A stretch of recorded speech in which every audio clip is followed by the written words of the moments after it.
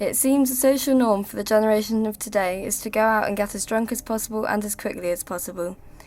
In this short documentary, we will be finding out why teenagers feel the need to drink themselves into states as quickly as they can, and looking at the harsh facts on what binge drinking is really doing to our minds and bodies, and meet people who have learnt the hard way that binge drinking can completely change our behaviour. We made our own confession box and put it up on Weston College University campus for the students to anonymously submit their cringiest drunken confessions to stick around for when we reveal the worst of them at the end.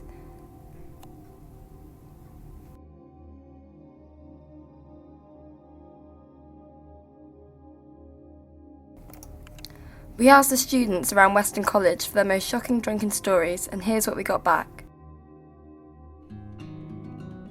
About a litre of vodka. One bottle of vodka on my own, I think. A litre of vodka one night. It's the most I've ever drunk in the night. I think probably about a litre of whiskey. Well, I got really drunk on hockey tour and I stripped naked and then they tied me to a pole. I think I slapped my best friend and told her to sort her life out. Pee in someone's bush or something, I'll be sick in someone's bush, I guess. Why? Males, because they get arrogant, they're cocky, they have this like aura about them that they can do anything they want, treat people how they want, and they're just all around horrible. I'd say girls, because they take it a step too far, like they have way too much and they end up like flopping all over the place. Probably females, because they get like really cryy. They wear heels when they go out and then they start falling over the place because they can't walk in them when they're sober. And then they get drunk and it's just as like horrific, like sort yourself out. After hearing all this from the students, we decided it was time we paid a visit to Hospital Emergency Department consultant Dr. Andrew Newton at Weston General Hospital for some professional information on what they are really doing to their bodies. Welcome to the emergency department here at Weston General Hospital. My name is Andrew Newton. I'm a consultant in emergency medicine.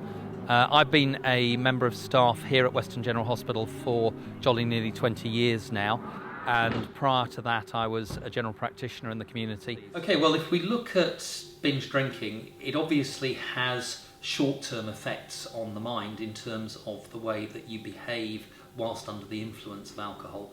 And in terms of young people, that's often one of the most distressing and significant problems that we see. If one takes excessive alcohol, in the short term it can put one at risk of injury, which is one of the major problems that we see. People do unexpected and uncharacteristic things under the influence of alcohol, so you'll get people walking down the middle of the road trying to follow the white line because they think it's amusing whilst they're under the influence of alcohol. And clearly if you do that and a car comes along, then you could end up as a road traffic accident victim very, very easily. We actually see about 30% of the injuries that we deal with in the emergency department as being directly attributable to the effects of alcohol. So alcohol and injury are directly linked to each other. The most actually significant are those cases where loss of life has actually happened, and I've certainly been involved in looking after young people that have lost their lives as a result of binge drinking, usually as a result of having done something irrational whilst under the influence of alcohol.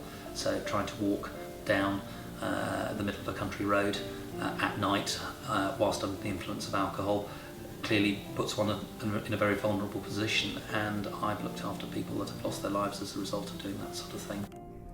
We interviewed local taxi driver David Tucker to see what stories he had on the teenagers he's driving to and from clubs, and what he had to say was shocking to say the least.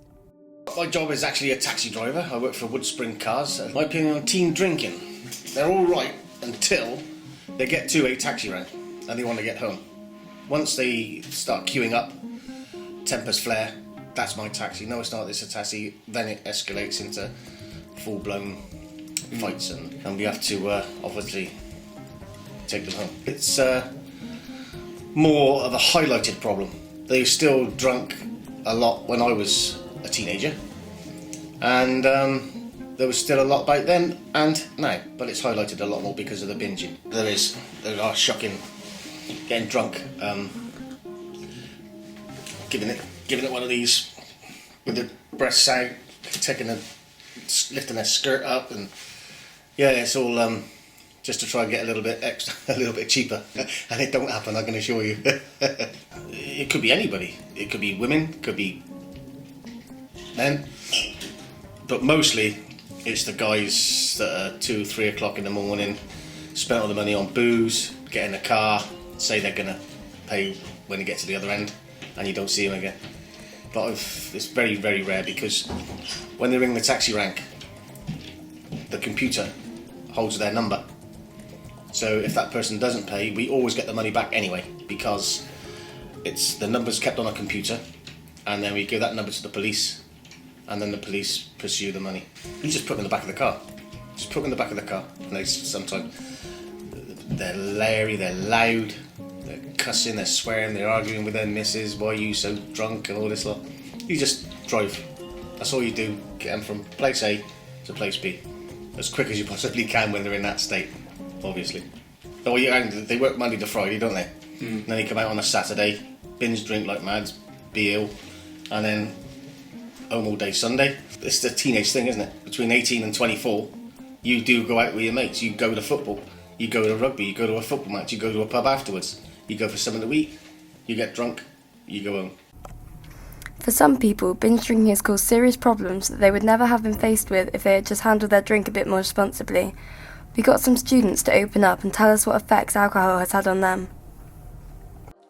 The first party I ever went to, I was drinking, I was just drinking my drinks fast because I was drinking stuff that tasted nice, and no one really ever tells you how fast it affects you, so I was just having all these drinks and I was like, I'm not drunk at all. And then, it all sort of hits you at once, and I just remember I stood up to go to the toilet and I tripped, because I thought I just stood up, but I'd obviously stood up with so much momentum that I just fell onto the corner of this coffee table, and I cracked all my head, and it split, and it was all bleeding, and I had to go to the hospital, and I could not feel a thing, and it's scary, because there's something that could potentially have done me a lot of damage, and if I hadn't been around anyone that had cared, then God knows I could have just bled to death there and then. It's lucky I was around people that got me to hospital, because anything could have happened. If you happen to be suffering from alcohol misuse or a regret you are struggling to live with, then here's some of the support the college has to offer that you might find you could benefit from. Okay, so my job role is as the college nurse, which includes doing tutorials on things like drugs, alcohol, sexual health, stress, whatever really comes along.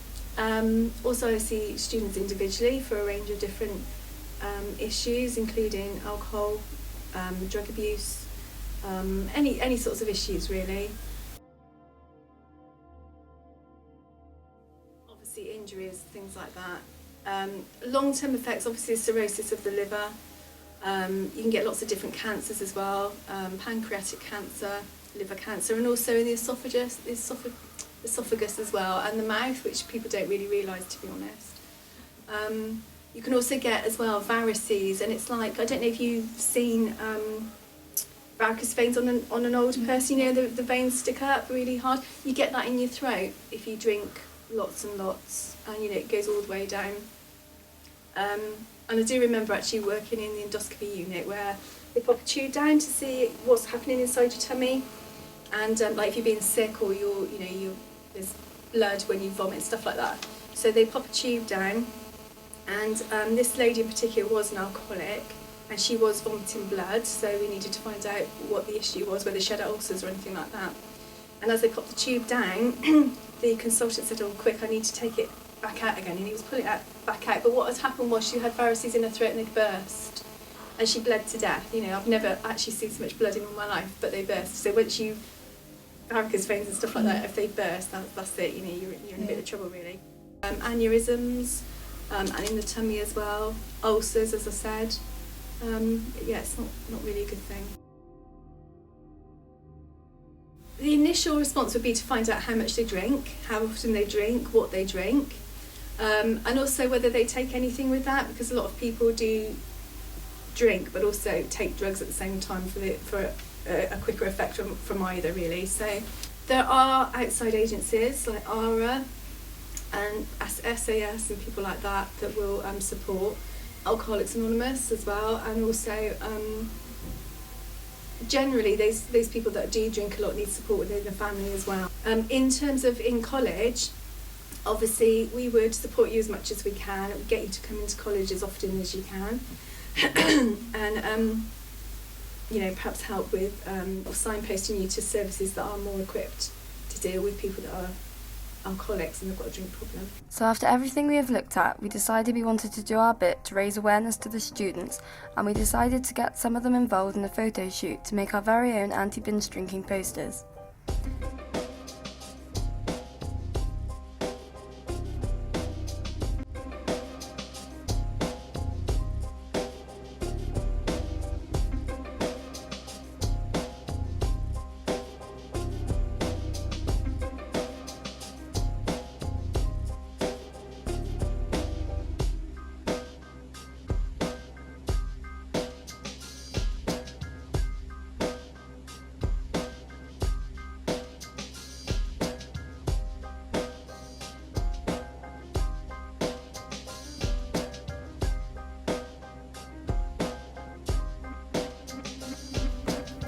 We're not saying don't drink, but do it responsibly so you don't wake up in the morning with your own confession worthy of an awareness poster.